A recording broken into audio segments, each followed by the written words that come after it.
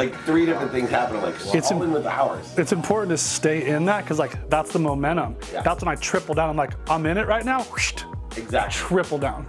Right. I call it, holding the space. But Yeah. we see it all the time. An envelope opens and you just got to stay there. Mm-hmm. It's almost like I want to get back on the phone and just start cold calling people.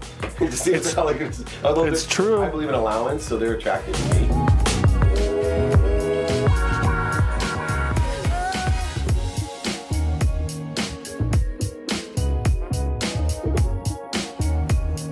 It's Christmas time in Irvine. Yeah.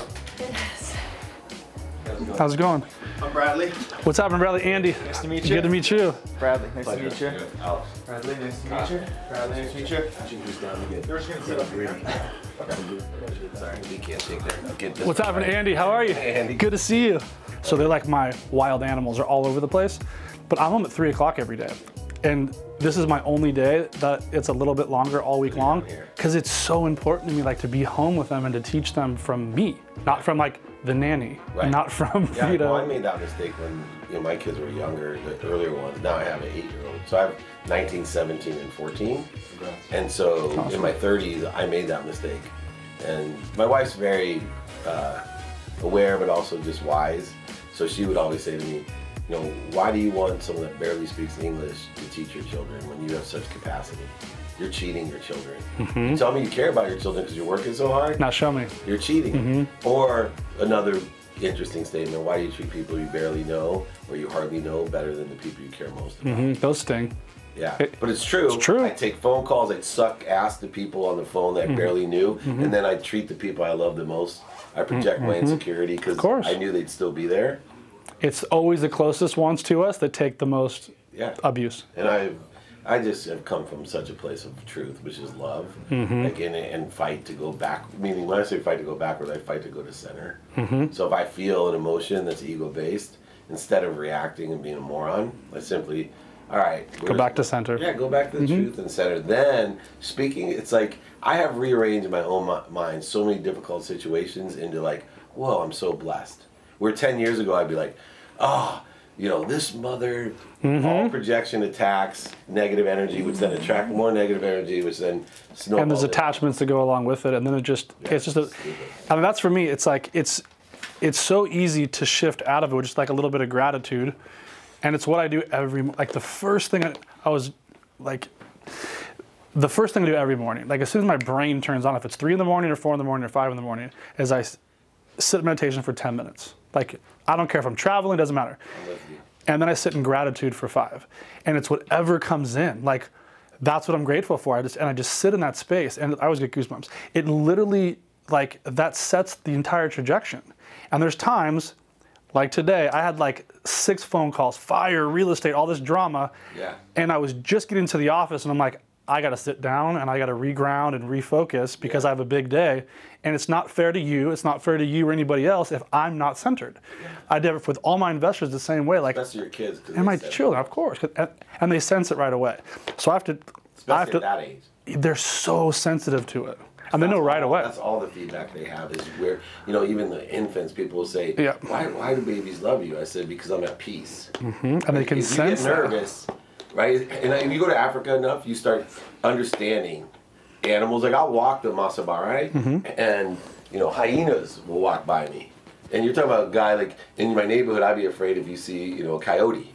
Because I'd have fear. But I've learned from the Masai warriors that, hey, they won't eat you. You're way too big. Just, if they don't sense fear, there's nothing to be afraid. Once they sense fear, you run, that thing will attack you and hurt you. That's right. It can't eat you, right? It likes to eat bones. It would wait till someone else killed you and ate you, and then when you were bones, it would eat your bones. That's right. But like we walk with zebras, giraffes, even they'll walk with lions. I won't. A cheetah won't even attack you. That's crazy. A cheetah can't eat a human being. We're way too big. The only time it'll. But up here is the fear. Yeah. Right. The minute you show fear, or where it gets more dangerous, just like human beings are not going to attack you, but if they're mentally ill or desperate, they'll attack you. So you don't know 1 in 1,000 lions. Right. Let's just roll into it. Yeah. I was going to say it's essential now because once the big companies come in, you and I are going to sit there in a gold mine because I've always been on the corporate side, Lee Steinberg, Sports Marketing, the L'Oreal's, the Wheels Up. that aren't in the game right now. But when they do, the expenses are going to go up 10, 20 times, and nobody's going to afford to compete with us. That's what I say about Facebook and Instagram story ads right now are like pennies on the dollar. I'm like, you guys are blowing it. And like my stories get between like 8,000 and 10,000 views per story. To have that many eyeballs in a 14-second clip and you can do 30 of them in a day, like, come on. I tell people all the time, they laugh, because I started with 200 followers. Me too. I'm at 215,000 or whatever. Yeah. I'm like, when I grew up speaking, if I could get in front of 2,000 people a day to listen to my message. You are crushing it. Crushing it. Yep. I go every day, I'm in front of not counting the TV show and podcast, just me personally. Right? Hundreds of thousands of people. Are you kidding me? And it's only going to grow because I know my stuff is good. It vibrates the right way. I agree. And it's funny because you bring up Danny, and I just wish there was a way that I could get to people and say, this effective communication part, like, don't create resistance. Drama, I get it, man. I'm 100% with you. And I won't list out names, but I bet you I have 10 people that I've heard different things that they put into their own mind. You know, that self-fulfilled prophecies. Yeah, Right. and meanwhile, I'm this huge, abundant, open. Like, all I do to live my life is to be of service, knowing that I'm an appreciator. I'm grateful for everybody. I add value and give it back away. And free. 99.9 of my entire world is free. Yeah, I give it to you, everything. It blows me away because in my 10 list, like Danny Morell is one of those guys. He's like a top guy that I love. Like, I'm always asking, hey, what happened to that guy? Where, like, how come we can't release that one yet? And, you know, trying to deal with it. And that's why. And other people. Now you know why. Yeah. Because of his stuff. Yeah, exactly. And I only know it to be accountable. When I was younger, I built arms and legs on things like people would be just as shocked, and I'd say, oh, you know, well, I know you didn't do this because of this. And they're like, what are you talking about? That's not the truth. It was in my own multidimensional mind. Yep. And most of the things in life that even you have control of, you create it with your perspective. Perspective is everything. Yeah. Especially like when you travel. Like, you're like, what? And my kids need it bad, but that's because they're little right now, and they didn't grow up the way I did. I grew up very poor, so they're in a very different world. Like, crazy poor. Yeah, me too, right? Food stamp poor, 6 kids, single mom poor. But I was same thing, single mom. I focus in on that, at least because I'm a consistency person. I believe that the biggest challenge to human nature is consistency. It's the key to success. For me, it's like the same thing. It's discipline mixed with consistency. That's it, period. The end, game over. I don't care if it's health. And I don't care if it's business. You can't, discipline is consistency. That's all it is. Can you consistently behave in a certain manner? That's discipline, right? And why, even to me, I'm like you. You and I are going to have like 16 shared big anointments. But moreover, you know, the exponential result of every minute that's consistent is worth 10 times a one-time event. Of course. So 1 minute, I believe, is worth about 70 minutes. If you can do 1 minute every day, it's worth 70 minutes in a week. So 10 times the effect. And it's math. Like, math tells the truth. That is the most truthful thing there is math. Yeah. And, right? And these are true. So, like, take something like gratitude. I teach people, and I'm claimed to be a genius because I tell you to say thank you before you go to bed and thank you when you wake up. Right? We're both gratitude guys. Absolutely. I am amazed. I spoke at Denny's, you know, thousands of franchise owners, walk off stage, hold a stage for an hour, 15 minutes is not easy. But I love the fact when I walk off stage, people are like, oh my God, that was the best speech I've ever heard. I'm going to say thank you. Like, I'm some kind of genius. Right. But why is it that everybody knows gratitude can't hurt you? It's one of the few things cannot hurt you. It only can help you. That's right. But we're so far in our own way. It's so much of an antithesis to the human nature that you can't consistently be grateful. And it's one of the only things you actually have control over. Yeah, it's free. It's free. It's free. There's been so many scientific studies, and I'm sure you know these as well, that it's the one thing that can snap you out of depression and anxiety instantaneously, because they can't exist at the same time. Yeah. It's physically impossible for our brain. Gratitude's inspiration, and inspiration, when you're in a state of inspiration, you cannot be in any other state than the truth and love. And I've got goosebumps because I live by those exact principles, and that's why I try to literally tell everybody, from the mountaintops every day for free. Like, just try this. If it doesn't work, you can always go back to the other thing. Right. Just try this. I tell people, talk about trying, right? I wear cookie bracelets. If you go downstairs, you'll see I trace calligraphies. I trace them on my phone. I have one at home. Master Shaw gave them to me. People were like, oh, that's kind of weird. I said, look, it's real simple to me. This is where gratitude changed my mind. I asked 2 questions. 1, is there any risk? Like, there's no risk of wearing these bracelets other than people might think I'm a little weird. That's fine. I'll take that risk. But it's not going to hurt anybody, including me. I have them tattooed around my arm. Right, exactly. Doesn't really, maybe a little pain with that. But, that's a little bit. Right, but moreover, does it work for you? So, like, why won't people at least try? Instead, they create negative energy and resistance saying, oh, I hate tattoos. Right? For me, I don't wear tattoos because I wouldn't put a bumper sticker on a Ferrari. Of course. And that's the thing. And that's the thing. But like, everybody has their stuff, exactly. Right? And other people won't wear these because they would not put a bumper sticker on a Ferrari, right? Or whatever. They're not gonna hit I would literally rather tattoo it on me for the end of my existence than wear those. But it doesn't hurt you. But it doesn't hurt me. And that doesn't hurt me either. No. And this is my truth, and this is your truth. And this is an unbelievable segue. So for me, I literally dressed like him for years. Me too. Dex. Suit, sharp, me either. But I would go to these meetings, these big meetings, huge boardrooms, huge investors, and just close. Had like huge respect from all these investors. What shifted my whole perspective was one day, our top investor came in. We did like 28 million with him, and I was dressed just like that. But I had just come back from a run that I would do every day at lunch. I would run from Long Beach to Seal Beach and back, and it's like 4 miles, and I would just wear my trunks and my shoes. I'm covered in tattoos. And I would run over the bridge to Seal Beach, I would slap this little thing and come back. And he came into this meeting, and I'm all suited up, long sleeves, and he goes, oh, Andy, you are not gonna believe, there's this guy, he was running when I was driving here, he looked exactly like you, but he was covered in tattoos. That's awesome. And I go, it's me. And he's like, no. I started to roll up my sleeves and he goes, oh, wow, that's really cool. That was his reaction. Yeah. I had told myself my whole career, I'm not going to be respected if anybody sees my tattoos. So this story that wasn't true, I made true in my mind. And it kept me into a place where I couldn't fully be in integrity with myself, right. And I couldn't fully be in my truth. Therefore, how could I expect it from anybody else? That little thing was this crazy paradigm shift for me. And then like, I have my sleeves up, I don't care the situation. So I took full responsibility for who I am, and everything changed.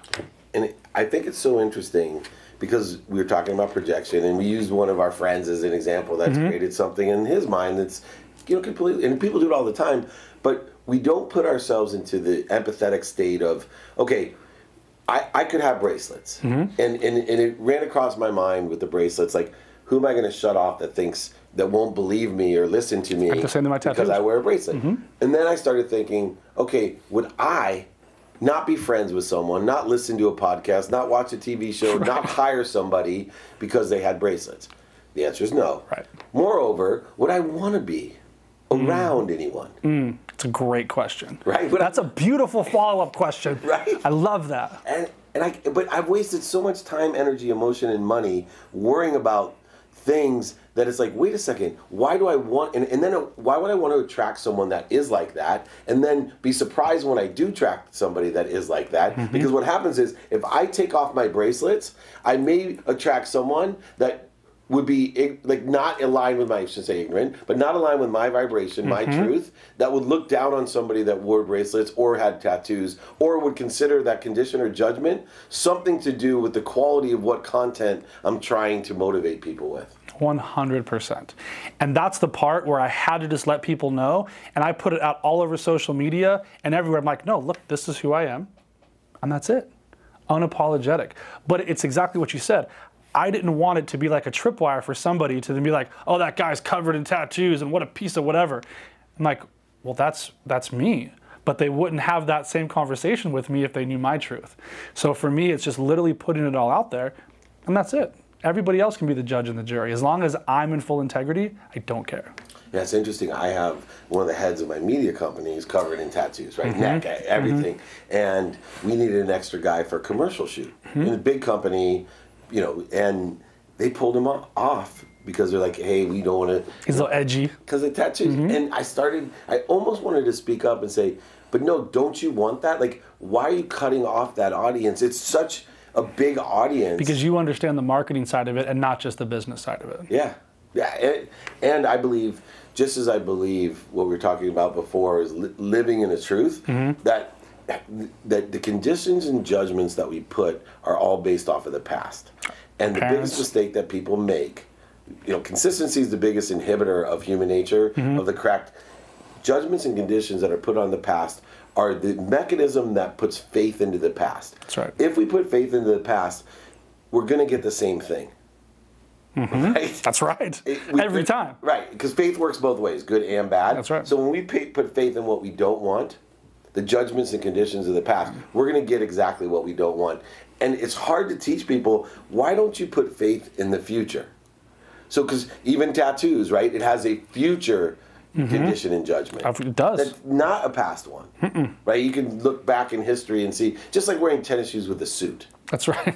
Right? That's right. Are you kidding me? When I was a kid, like only the bar mitzvah kids and below wore tennis shoes with suits. And that's the coolest thing there is. I saw Marcus Allen literally 4 years ago wear these tennis shoes with white soles with his suit. Yep. And I'm sure it's a $5,000 suit. Yep. And I said to him, Marcus, thank you, man. He goes, why? I go, because those shoes look so much more comfortable than the shoes that I've been wearing for years, the one that matches that suit. And I said, and a guy like you will create a new perception new vibe. That it's cool. And once that's true, so I will tell you that 90% of my shoes are tennis shoes with white soles, and I am more comfortable than I've ever been. Comfort is so, for so many people, is underrated. For me, it's everything. It's with life, it's with business, it's with my mind. Like, I like to be comfortably centered, comfortably balanced. I like to be very comfortable financially, so I like to invest in real estate so I can have those comforts. Like, so many people get triggered by all their depressions and anxieties because they're literally holding on to these truths of the past that might not be true.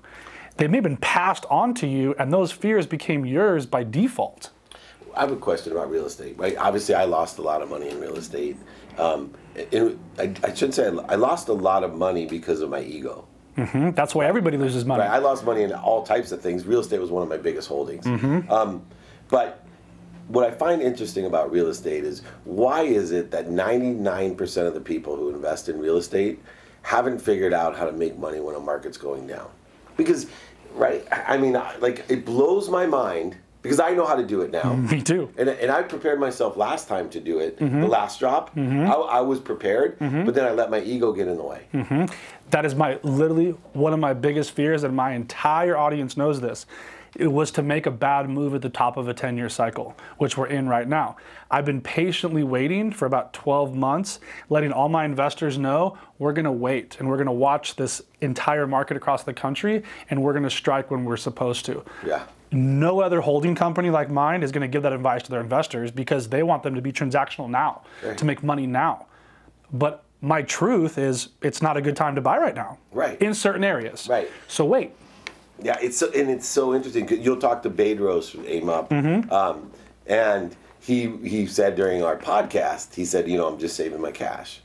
And he's a business owner, but most business owners that make money are real estate owners, right? And I love Ray Kroc, because most people think he's not genius because of the speedy service system. That was the McDonald brothers, which he actually made so much money that he bought the right to be called the founder. Yep. Right? I didn't know that. That's awesome. I didn't know that part. Yeah. So I would say I use him as a difference between an innovator and an entrepreneur. Yeah. The McDonald brothers here in San Bernardino were amazing innovators. Agreed. They created that service speedy system, but the true entrepreneur was the guy buying the dirt. Right, he bought the dirt. That's right. And he asked for help. Like, he asked, a real estate guy met him at the bank. You got to see the documentary on it, because it's incredible. I've heard. Fran, he's a jerk in some respects, but the one thing that he understood was true business owners are real estate owners. That's right. And they have to understand real estate. And it's not rocket science. I don't want to offend. That's why I'm so good at it. Right, exactly. I don't want to offend people, but it was just like my statement earlier. It's basic math. If I can teach you when to buy and sell, if I can give you that awareness, we're all billionaires tomorrow morning. That's right. So the easiest thing, all the laws in our government have been based off of the landowner. So number one, you already have the advantage of every law since the inception of the United States has been written to benefit the landowner from the inception. Landlord is from the term lord of the land. This is a very old concept. Yeah.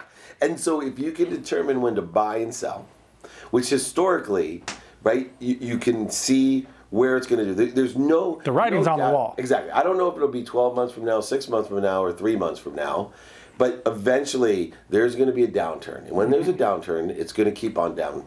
It'll keep going down to a certain point where you then again will be guessing, is this the bottom or not? And as long as you're close... You're good. You're good as long as you're alive. That's right. Or you're able to...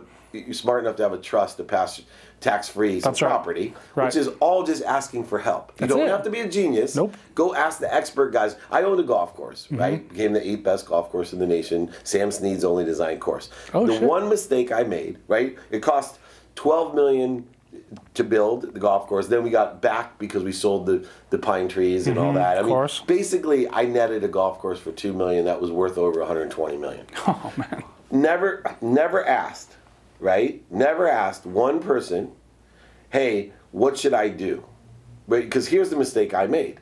By not asking for help, I went through my cash in a lawsuit trying to prove that I was right. Ended up losing the lawsuit because of malpractice. Ended up winning a malpractice later that I couldn't even take the cash because I'd already lost everything and I just put it into bankruptcy. But the weird thing about me is all I had to ask was one person out of the phone book. I didn't have to know him. I had to call an owner of a golf course and say, here's my situation. What would you do? What would you do? What would you do? It has been my life's path. Like, again, was raised super poor. I was raised by a single mom who didn't know much, and she was just a hard worker. There was I knew nothing about anything to do with finances. I was a D and F student because I didn't care about school. I at least was an A student. Yeah, I was. Didn't help me if it makes you feel better. Right. Well, for me, I was like, it's like the first conversation with me with all this different stuff is I find a mentor. Like I've spent hundreds of thousands of dollars so I don't have to spend millions in mistakes. So I invest heavily in all these mentors and books to educate myself so I can go to these guys and be like, look, okay, you got your face absolutely crushed in 2007 and 2008. I don't want to make those mistakes, so I'm going to come work for you for free. Yeah. That's how I got into real estate. Smart. Because, so like I was in corporate America and I was burnt out and I was like 60 pounds overweight and I was unhappy. And I just needed a break. So I hit pause for 30 days and I started doing yoga and I got really healthy and really happy. So I'm like, I need 2 months off. And the company's like, no one's ever had 2 weeks off, let alone 2 months. Yeah. And so I just decided I'm not going back. Yeah. And I punted everything. And I started to teach yoga and race triathlons, like fully the other way from where I was. Yeah. And I got so happy and so healthy, but it finally pushed me to a point of not working for a year and a half. I got this clarity that was so crucial to my existence today.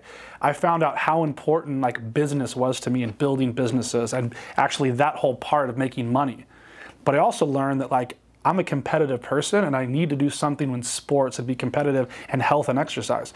But my spiritual path is the most important thing I have. And when I tripled down on all three of those and went into real estate very humble because I had $400 in the bank, it was a different environment because I could just come to these guys that have made millions and say like, look, I want to do what you guys have done, but I want to make your mistakes. Yeah. And I asked for help. I still do to this day. I do too. And it's interesting because my real estate career started at 25 and I asked for help at 25.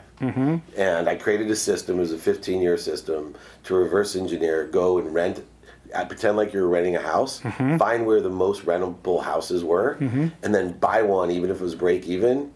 Do a 30-year mortgage, pay an extra payment at the end of the year, do bi-monthly payments, own it in 15 years, refinance it for tax-free Suck out the cash, that's right. And do that, but buy one house every year, right? And what it's the same model I have now. Right, which then happened, the houses that I bought just went crazy.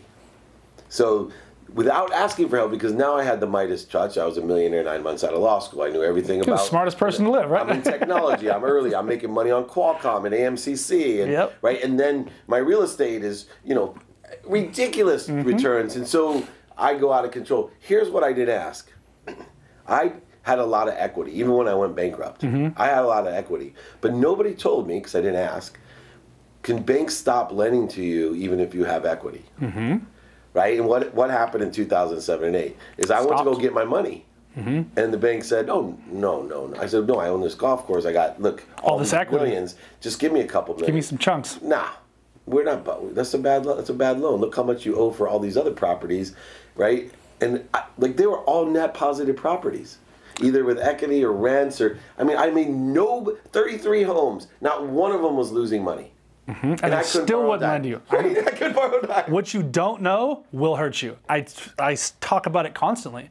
Yeah. And it's our fears or our egos that keeps us from asking those questions because we're afraid of something. We're afraid of like just asking. Putting a faith in the wrong things, right? That's right. So I carried an energy that I was stupid because my siblings all went to the Ivy Leagues, because I was the only one that didn't go to the Ivy Leagues, because my grandma told me when I said I was bored that only stupid people got bored because smart people things to do. All of a sudden, what happened was I was projecting my entire life, my insecurity that I was stupid. Therefore, made me afraid to ask for questions, made me hire people or surround my people that didn't know as much as me, so I felt smart. There's all these things about energy, thinking, saying, doing, believing, and not only energetic, but genetic energy, passed on from 4 legacy. Great point. Right? Activated and deactivated DNA, personality traits, characteristics, obsessions, and addictions that all determine who we are. And until I raise my awareness by meditating, by being in center, by being at peace, right? For you, it was, taking 30 days off. For me, it was losing everything, right? I call it, I got a great big feeding of humility. You were self-induced. I put it on myself, and luckily both of us though turned very quickly. It's the best learning thing there is to become wildly humble. Oh, I call it radical humility. Yeah, and it's the best. 2 words all over. And it's something that I literally use every single day. And it could be with my wife. It could be with my children. It could be with some business partners. It could be with just like somebody at the store. Just like constantly being able to display that ability, I think is really important. Talking about our good friend who, I adore, our friend we were just talking about. If he had more radical humility, what radical humility does is I call people, hey man, you have those crucial conversations because why is this? You seem like a super good guy. What's I up? thought we got along really well. What do I need to do to help with this, or improve for next time? The question. Because if the truth was that, in this interview, I dominated it too much, and therefore you don't want to publish it. Let's say that was the truth. Right. I'd like to know. I want to know that so then I can change. Yeah, and maybe can we redo it? Right. Because I still want to get it distributed. Right? You seem like a good guy. I watch all your stuff. Why would I be different than what my truth is? It's a Why question. would I want to attack anyone? Well, and it, like, that behavior and thought process doesn't serve anybody. It doesn't serve you or anybody around you. I ask people a lot. I go, do you want to be right or do you want to get what you want? Because sometimes they're very different. And there's times with my wife. Love my wife, but like, do I want to be right or do I want to get what I want? Yeah. And those are questions you have to ask. Which brings up a really good point, right? So we talked about consistency, discipline. One of, time is something that gets in people's way because they don't understand the duality. We were talking about 24 hours of time compared to the multi-dimensional perspective time. But bigger is the ego. And that's where radical humility comes in. The need to be right and the need to be offended. 2 of the strongest ego forces out there, fear of loss is included. Agreed. Compared with the need to be separate, inferior, and superior all fall together. These 3 needs of the ego, there's more, I believe create most of the fear, anxiety that are ego-based, but they don't know that how much energy in my life have I wasted trying to be right? How much offended over nothing? All made up in my multi-dimensional mind frame of perspective. That's right. And then the fear of loss always creates a need to be separate, inferior, or superior. That's right. Right, which can be combined. A lot of times when we're feeling superior, it's because we feel inferior. So it doesn't explain itself correctly when I tell people you feel separate. If I have to put a condition that they go like inferior or superior. Right. If we can get away from those needs and understand time, the allowance, I call it a proclaiming, proactively allowing, claiming, when people like claiming seems religious, right? This proclaiming, it's not to me because if I had a lottery ticket that won, I'd go claim my prize. A raffle ticket that wins, I claim my prize. That means the prize already exists. The ticket is the vehicle. That's right. Right? I believe that I proactively in my life claim what's already mine. Right? It's projecting into the future too with what you want. I have the way you want. That's right. Sorry. I have a very specific practice, and this is going to sound so weird to a lot of you, but I don't really care. I go into these deep meditations and these places that are like absolutely magical, and I'll send this gold light forward through my life, through my children's life, and I just send the light forward, and I push it all the way into the future, and I let it do its thing. And then I constantly go where the light is. I go where the light is being shown. I can tell right away when I'm in a bad place and I'm making bad decisions. I can feel it. Yeah. And I pivot. I do a little course correction. And then I start to feel, like we talked about right before this started, was the momentum of that. And when I'm in the bad and I'm in the dark, I'm very conscious of it. And I have to shift out of it. Same thing, when I'm in the flow, I triple down. Yeah, and you and I, we started our conversation of the day there before the cameras went on, because I think that's the biggest success in my life is the ability to go back to center, understand when I'm in the flow, right? Triple down. You know, I was joking, I'm in a good flow today. It's like incredible flow. I should start making cold calls, right? Yeah. You know, like whatever it is where there's no resistance because I'm in the flow. But moreover, the biggest accomplishment is to have the awareness that I'm not in a good place, and before I do anything else, it's irrelevant because I better go back to the light. I better stop, and I better go back into the light and back into center. And so many people like to either they go to happy hour and they start to numb those feelings that are real, but then you're not addressing them. No, it's called denial for a reason. That's right. It's interesting because there's a word we haven't talked about that probably has come into both of our lives because, you know, we both have made huge mistakes in our lives. But I find forgiveness, and that's why I study the Course in Miracles. That's everything. You know, forgiveness I start off a lot of my speeches sometimes, especially with younger people, and I'll say, who here has made a mistake? Right? Everyone raises their hand. And I love when it's a morning meeting even, and I'll say, who here has made a mistake today? Almost everybody, even if it's an 8 a.m. meeting, of course, has raised their hand. And I said, think about how much time, energy, how many judgments and conditions, how much separation we've created because other people have made a mistake. That's right. So powerful. Right? And so if you don't think that forgiveness can bring you productivity and accessibility, can bring you energy, can bring you time, if you don't think forgiveness, right, is truly the catalyst, because when I'm off center, the first thing I do is forgive myself because I can't give what I don't have. That's right. So first I say I forgive myself. Then it becomes quite easy to forgive everyone else because I know everything's projecting from me. And it's that shift in energy. So it's that little crack that opens up that lets the light in to let everything that's supposed to happen naturally flow. Speeds it. And there was some great advice I got. It was so hard for me to do it. And I was at this retreat in like the redwoods, and everybody was like yoga out, like hippie, very much. And I was very new to that space. And I was just like, wow, this is like, these people are all in. Like, this is interesting. And I was talking to this guy, and his name was like something Bear. He's awesome dude. Huge dreadlocks. And he goes, try to start a morning forgiveness practice and start with yourself and do it in the shower when you're naked. Because obviously, like you're super vulnerable anyways. This is the same advice I got about dieting. Oh, really? Yeah, eat naked. Ah, interesting. I never heard that. Sorry. I might try that. But it was so hard for me because I would sit there in the shower and there was like 6 people I did not like. And they'd wronged me and I made up all these stories around why they did it and everything else. But my forgiveness practice unwound all of that. And then I started to run into them like so randomly. Of course, no coincidence. Right? They were attracted back. And I was just like, there's something to this. And then I started to get super deep into like studying quantum physics and how everything's connected. I'm like, oh, this is making a lot of sense now. Yeah, me too. In fact, I love the fact I had a strained relationship with my father. He left when I was 5 years old. You know, I tell a birthday party story, forgive me for my listeners, but you know, missed my birthday on my 10th birthday. Sounds very familiar. He was my hero. And then to project his insecurities, instead of just saying he was sorry or, you know, just saying he forgot, he said that he didn't forget, but he doesn't believe in birthdays. So then he punished me the rest of my life by not celebrating my birthdays, but other people's, like I was some idiot that, oh, my sister's birthday, you don't believe in birthdays? But it was very odd.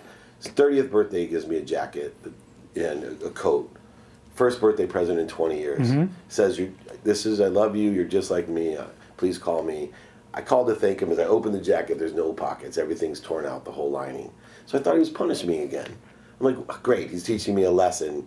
This is bullshit. You don't. I'm like, Dad, why would you do this? Just forget my birthday. You don't believe in him. I'm over it. I'm trying to understand you. We have a good relationship starting.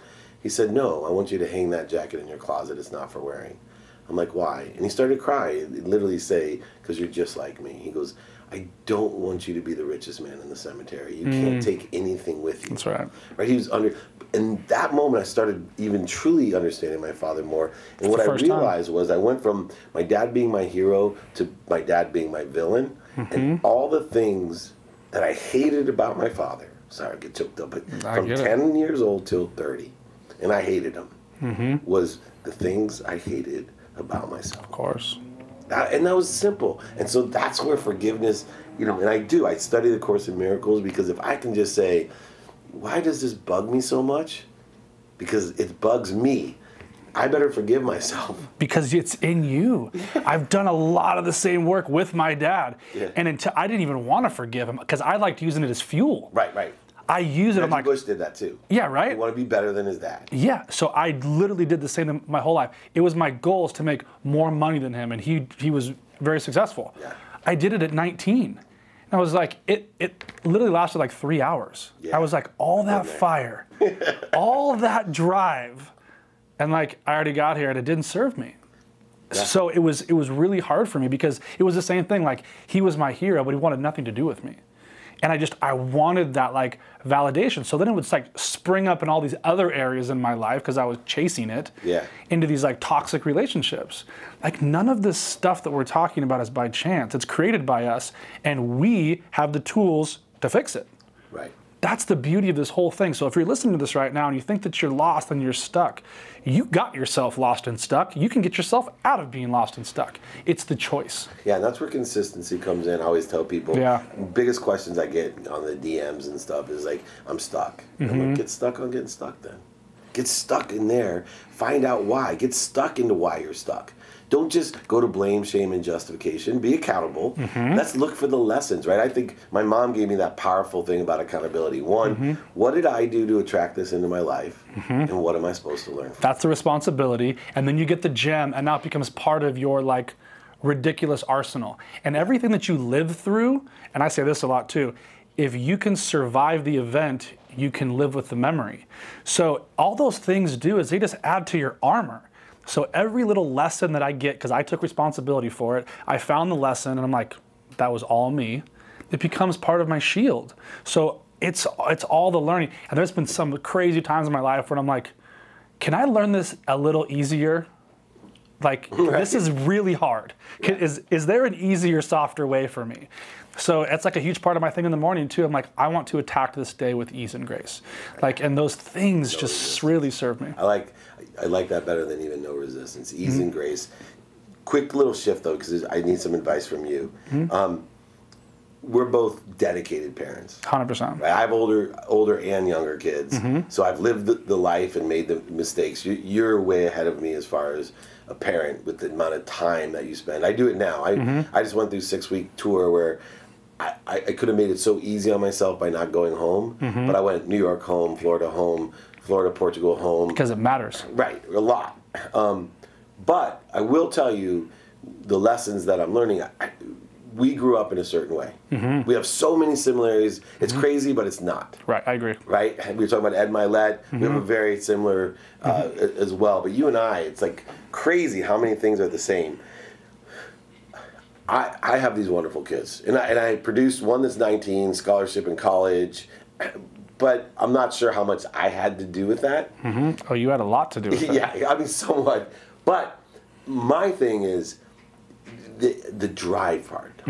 Like, I'm trying to figure out the drive. Like, my oldest is driven. My 17-year-old's driven. Straight A students. But do they have a pain threshold? I ask myself this question a lot. Do they have a pain threshold? And your kids are young. I have an extremely high pain threshold, and so do you. Like, I can tell by the athletic, like, very high. Like literally, I just know I might not be smarter, better looking, but I can outlast almost anyone. I have a huge tattoo on my side that's literally about suffering. Like I can suffer. Yeah. For a long time. Exactly. I'll do it. And I am not sure, to be quite candid, from 19, 17, 14, and the 8-year-old, where their pain threshold. I thought about sending them to Joe DeSena at Spartan, who does a pain threshold type of thing for teenagers. Sure does. What's your best piece of advice for me? Because I just can't figure out. Do I create situation? Real quick, because I have to tell this story. Yeah, go ahead. It shows you what a freak I am. I went through this when my son was 6. I literally in my mind said, this kid has the best, easiest life, and I'm creating something that he's not going to be able to get out of. And I manifested. I wanted something difficult to happen, and he was playing on the treadmill, and sure enough, got stuck, and it literally stripped off the bottom of his face. It was the first time he ever, I think, had pain in his life. He's totally healthy. He's he's gorgeous, right? I'm gonna show him up, but that kid, right? He's a good-looking kid. Yeah, right. I mean, kids, and here I was, and I was in more pain than he was. Of course. Like that's your baby. Yeah, and I'm sitting here going, how am I going to do this? Because I still haven't figured out how do I raise their pain threshold so something happens, they were like me. Like, are you kidding me? Like, why is he crying? It's a huge fear of mine. So how do you plan on doing that? Traveling extensively, but it's a huge thing for my wife and I, because she was raised pretty poor. I was raised very poor. Yeah. We live in the nicest neighborhood in our whole city. Yeah. And we just put an offer in on like one of the most expensive houses. And I was in those same things. I'm like, how am I going to show them like this grind and this grit that they're going to need to survive? Yeah. So they go to a dorm room. Like, I didn't understand why my oldest, Tulane University, right? Private, great school. Great school. And she's complaining, and I can't understand why she's complaining about her dorm room, right? Because she has a shared bathroom and a shared room, and my wife did it up like it was, like a HD TV show, Of course. right? And posted pictures, and I'm sitting there going, why is she whining to me all the time? I know. Like, I started figuring when I went to college and I went to Occidental, and we had terrible dorm rooms, I was like super upgraded. Of course. What do you mean I don't have 3 brothers in my room with me? The greatest thing ever. Exactly. Like, I got my own bed, not a window seal. How are you going to do this? It was extremely difficult for me because they're 3 and 5. So I'm still very much of, actually boy and boy. Okay. So for me, it was, they're on their own path. And I believe in their path so much. Like the same thing with my path, is it's very important for me to give them the tools to survive and the tools to go where they want to go, but that path is still theirs. And it's very different because I was the first person to break like 200 years of lineage. Yeah, you change your genetics. That's right. So there's going to be a shift. Now, I just have to be very mindful of what they're doing and why. And I can't parent them the same way I was parented because I wasn't really parented. I was kind of on my own to learn. Yeah. I also don't want them to see a second of how I grew up. I want them to have things that create friction to create those things. I think that those can be done in a softer way, but even if they don't work, it's still their path. Right. And I tell my kids all the time, like, I don't care what you do, sports you want to play, piano, I'm going to support you. If you want to be an artist, cool. But there are things that they're going to need to survive, but a lot of things they're going to have to learn on their own, just like walking. Like, don't touch that, it's hot. Yeah. Okay, now you're burned, now you know. Where do you stand on punishment? Like, I was hit as a kid. Me too. A lot. Yeah, and I don't. In fact, I have the level of pain to, especially probably all 4, but my daughters especially. If I look at them the wrong way, I could probably make them cry. It's like my 5-year-old. Like if I stare at that daughter of mine, I could get her to cry and be like, what? What did I do? He's extremely remorseful and like feels bad right away. And it's from that look because he knows he messed up. Yeah. And for me, just the fact that he shifts straight to like empathy and he shifts straight into that emotion, I know he's going to be fine. Yeah. My 3-year-old does not have that. Right. He's second like, one. I don't care. Yeah, that's my second Look one. at me all you want. That's the second one. What are you looking at? Exactly. So they're totally different children, and That's great because mine are too. yeah, right. And it's just going to be interesting to watch them just kind of grow. And I really feel that it's my job as a dad to lead by example. Right. Just like That I agree with. yeah, and Kids don't listen, they watch. they watch. Thank you. And they will watch everything I do, good and bad. They are going to mirror the way I communicate with mom to their future wives. For sure. So and in fact, I tell important. my daughter's boyfriends, the older ones, when they're mean to me, like are smart off to me, I'm like, hey, buddy, I go, let me just tell you this. Remember, the way she treats her father is the way she's going to treat her husband. So pay attention. Exactly. And I have guns. Watch your mouth. Yeah. Well, Charles Barkley told me he had 3 daughters and said, hey, it's very simple, Dave. When your girls start dating, when the first boy comes over, shoot him. The word will get out. That's right. Right? Simple. Simple. I love that philosophy.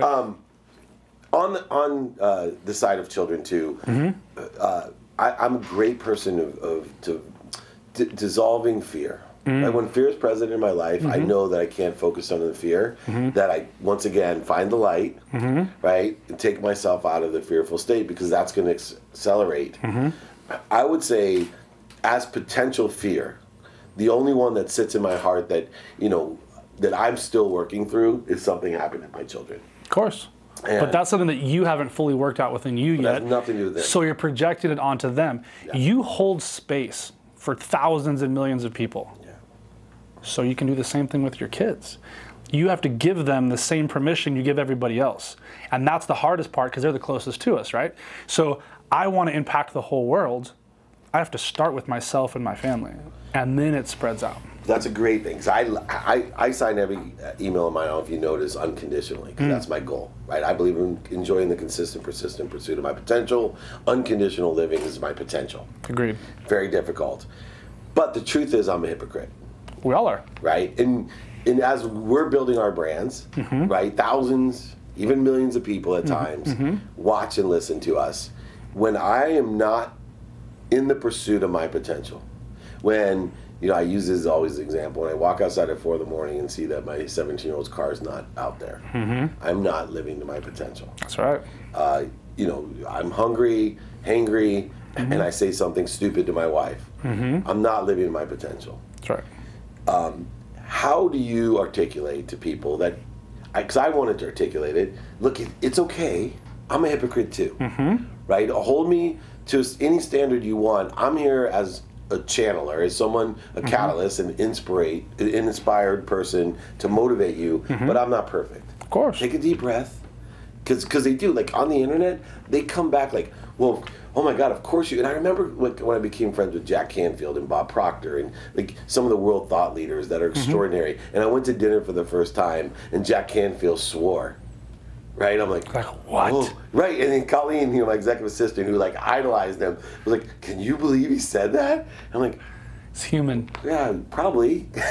So he wrote a book that sold 500 million thing. That doesn't mean that he doesn't swear. In fact, he said after he swore, he goes, "I believe that the highly intelligent people swear."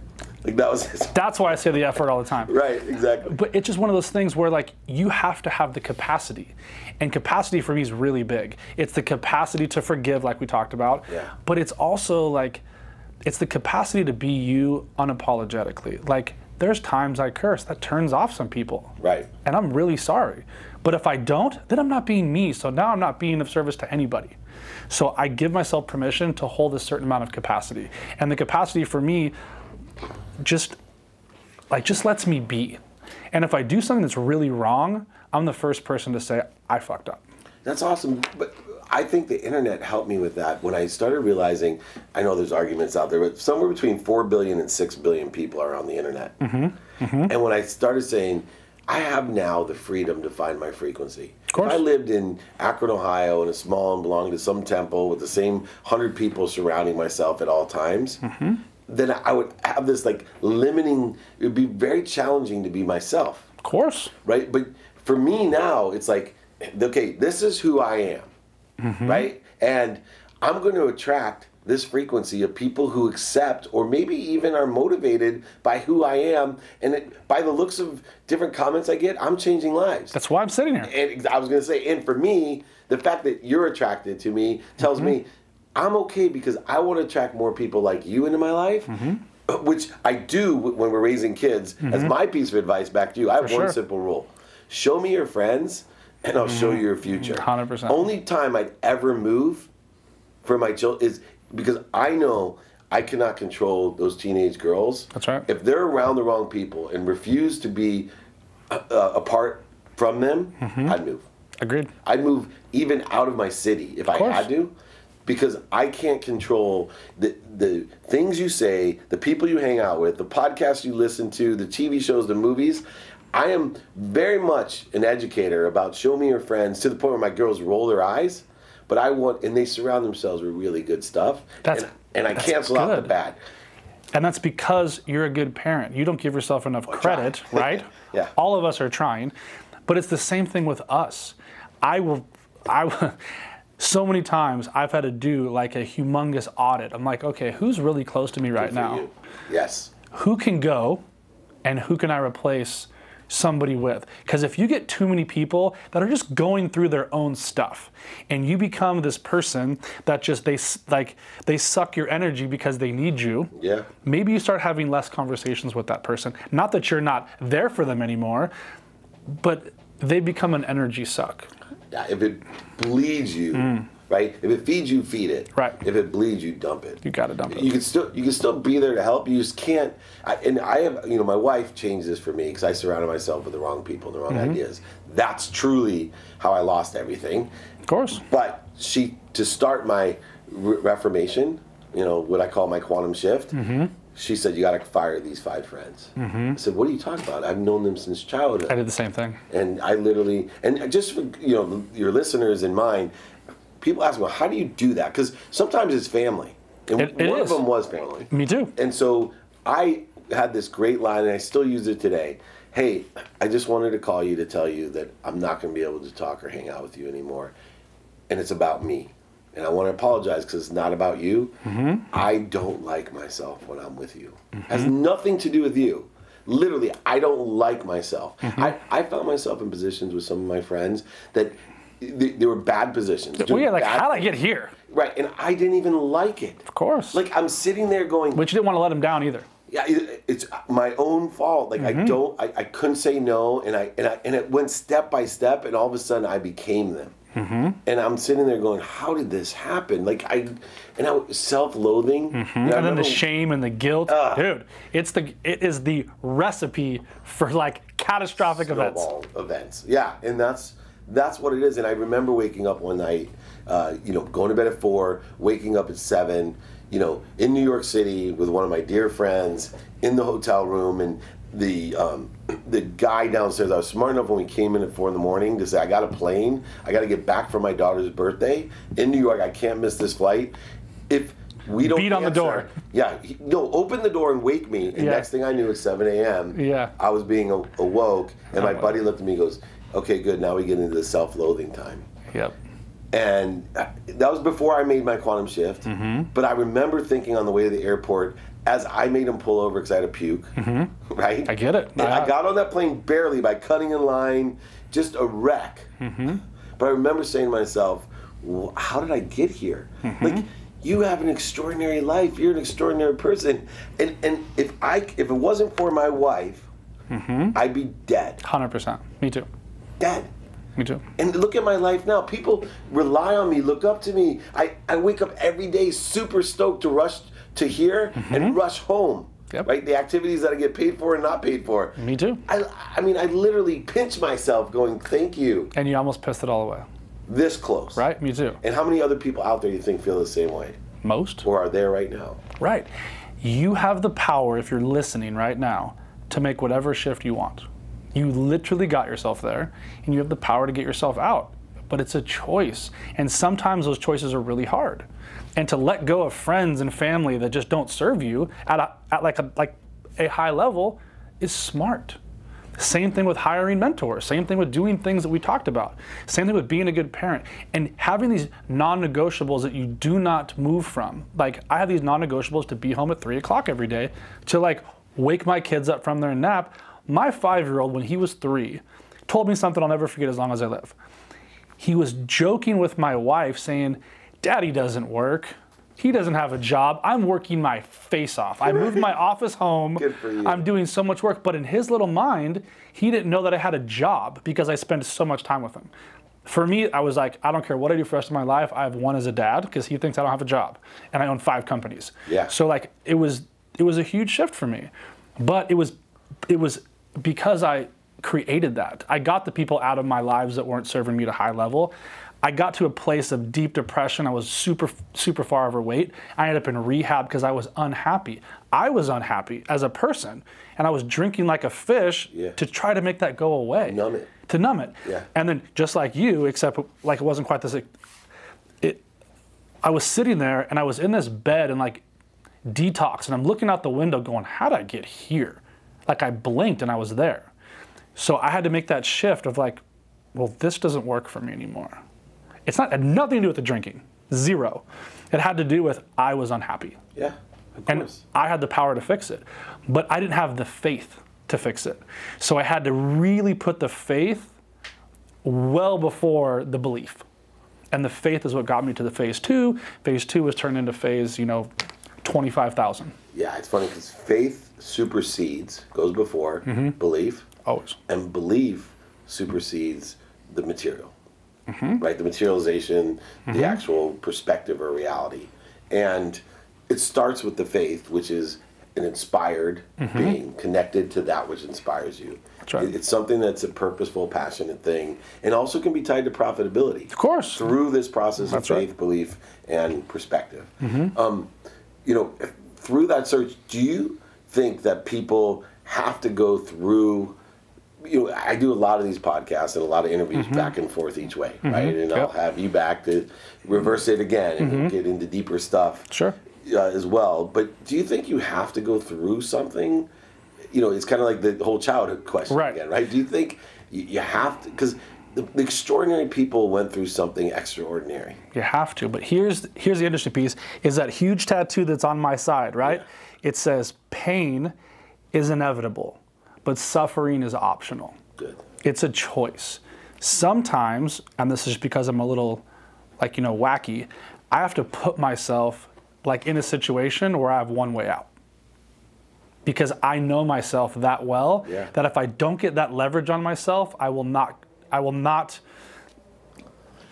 do the things that are necessary to get it done. Yeah. And so I have to have a little bit of suffering to give me the leverage on myself. But that's only because that's me. That's what I know I need. Yeah. And I probably don't, but I've told myself I do. So it's the same kind of stories that I need to unwind. Yeah. So I'm in those processes right now. I think it not only unwind, but redefine. So one of the things that I learned on suffering is because I did the same thing, right? Put myself, and I remember even one time Julie's uncle, my wife's uncle, said, God, I can't wait to see what happens with Dave now because his back's against the wall. That kid's always been excited.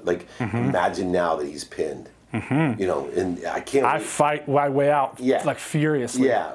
So I started redefining that self-sabotaging, suffering, the creating of resistance into this idea of enjoying the pursuit. The word pursuit to me, I'm in love with it. Changed over the suffering. It's like, wait a second, why can't I be that Iron Man?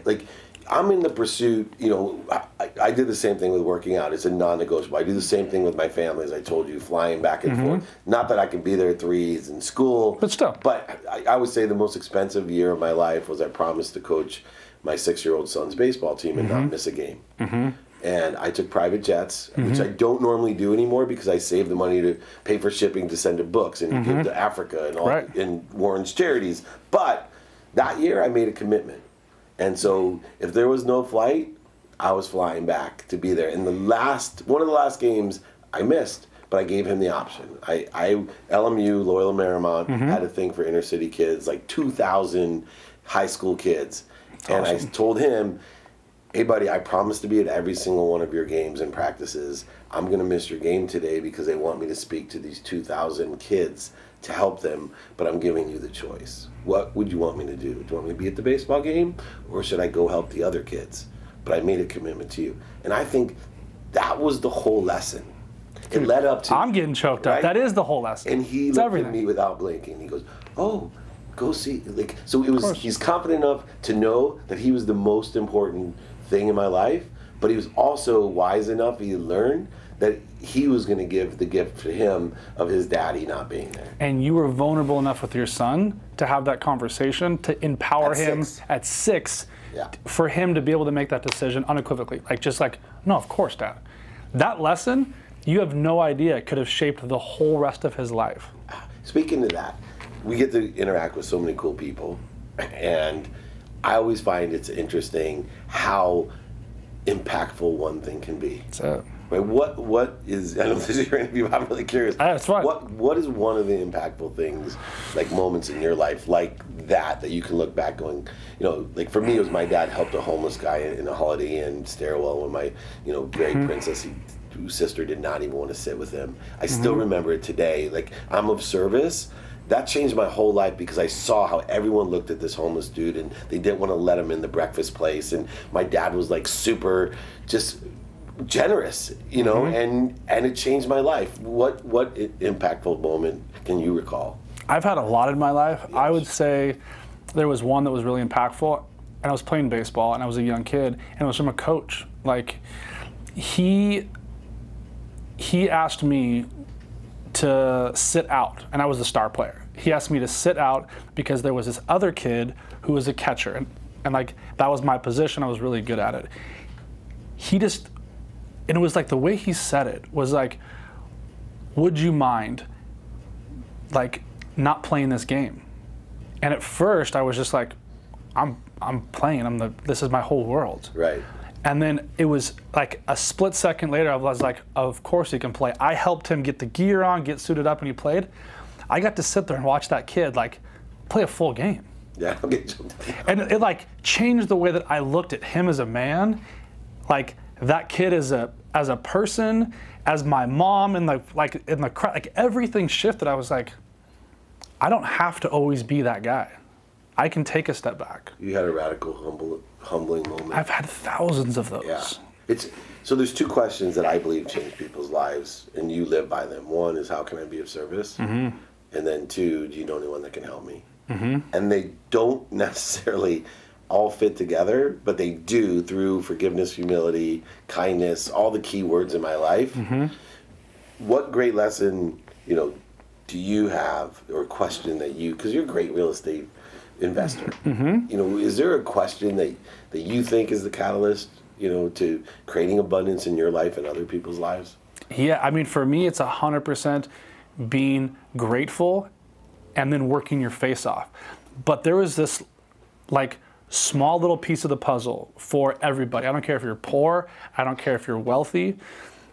I don't think your like thing in life should be to work as hard as you can and then buy a house and then be completely handcuffed to the bank. Yeah. So this whole entire book right here is the blueprint for learning how to live for free. So I love it. It's buy a duplex, triplex, or fourplex. You put 3.5% down, which is an incredible program across this country, and you live in one of the units.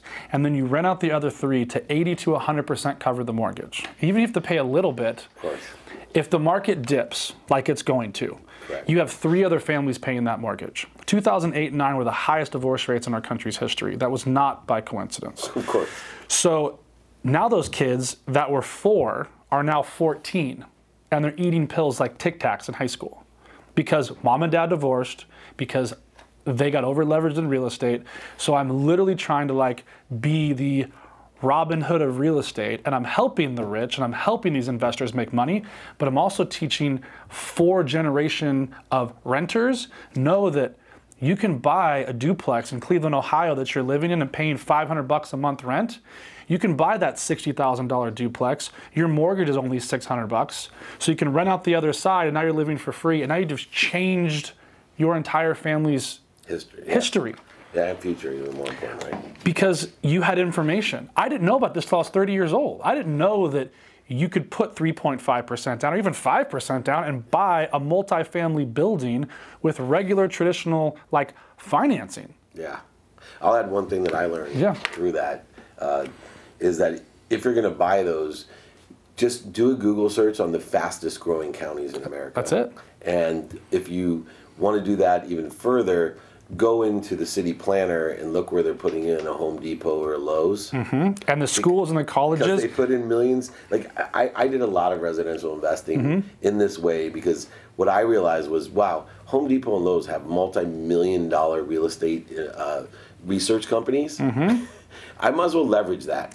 If they're putting one in here, I think real estate's going to go up. That's what we were just talking about. I'm like, I don't need to be the smartest person in the room, because I'm not. Yeah. But I follow the smart money. And if there's these multi-billion-dollar funds buying up real estate in these certain cities, they might know something I don't. I should probably follow them. And if there's not a big enough town in the county, but it's fast growing, you know, one that came up was Zionsville, Indiana, that I did some research in. If there's a big Main Street, put yourself a few blocks outside. That's right. On Main Street, where it's half as expensive.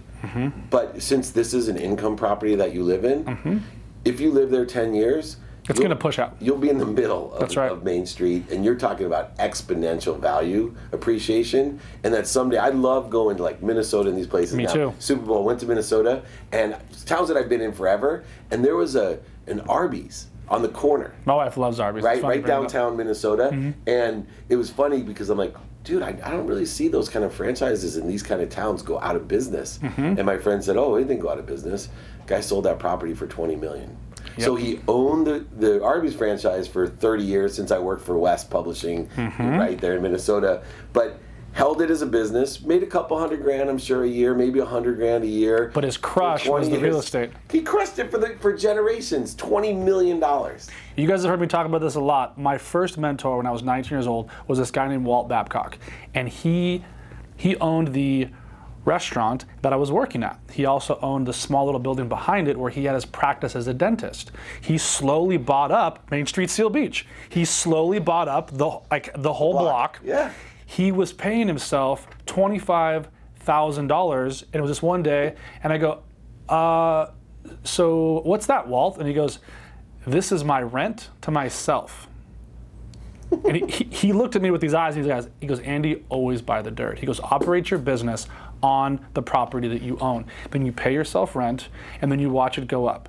He just passed away, and it's like, I talk about him constantly. Yeah. Because like those little things, you don't know when somebody like a Lowe's, they want to buy the Arby's and bulldoze it, and they're going to pay you ridiculous. Yeah, because they can make money off it. I agree.